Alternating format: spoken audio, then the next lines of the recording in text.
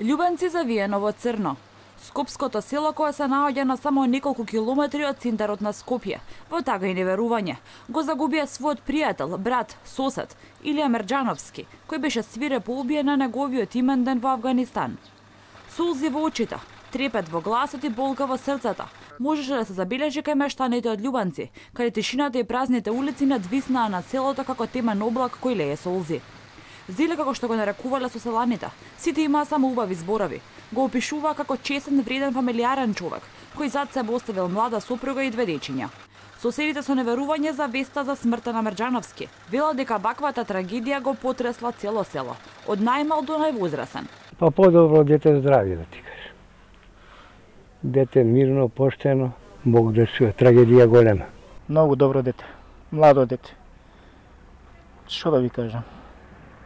Жалосно. Сите го жалиме. Во најубавите години, 37 години има. Првиот пат беше колку дена, 5-6 месеци. Заработи некој денар, пак се врати. И со жена му работеше таму. Се најдобро, што може да кажам. Ама многу е трагедија, жалесно. Таму човек некој ќе се оправи и сега. Тор братовчет ми, што да кажам, поголема трагедија здравје. Чекаме, што чекаме? Дали е свесен што ќе ни донесе некој? Како добро дете. Подобро дете здравје. Да. Добар човек, домаќин, фамилиарен, рибник има, си работи детето. Секој иде за подобар живот. Таман се среди, се му тргна на поарно, отвори рибник, сите одевме таму на прослави и ручеци. Замина пак во Авганистан за да спечели да го досреди ресторанчето. Тоа му беше сон. Истакна една девојка од 20 на години која не сакаше да зборува пред камерата на Алфа. Илија неколку пати досега бил во Авганистан, а последната мисија која остана недовршена ја започнал пред 3 месеци. Мештаните велат дека немаштијата ги тера луѓето да се заминат од овде, за да заработат и да си ги остварат соновите, но судбината чудно си поигрува со човечките животи. Илија Мерџановски заедно со уште тројца странци беа киднапирани и убиени во афганистанскиот главен град Кабул. Локалните власти од Кабул веќе го потврдија идентитетот на загинатите, меѓу кои и младиот 37 годишен македонец.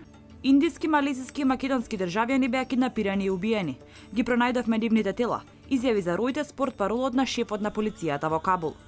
Според афганистанската полиција, македонскиот државјанин патувал на работа со локален шофер. Заедно со неговите колеги биле киднапирани во периферијата на Кабул, а подоцна телата им се пронајдени во автомобил оставен во областа Мусаши.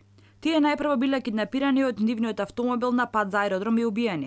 За афганистанската полиција ова е терористички чин, но досега ниту една терористичка група не прифати одговорност за нападот и убиствата. Компанијата со Одеко каде што работел Илија Мерџановски го потврди идентитетот на тројцата вработени и изрази тага и шокираност поради нивната смрт.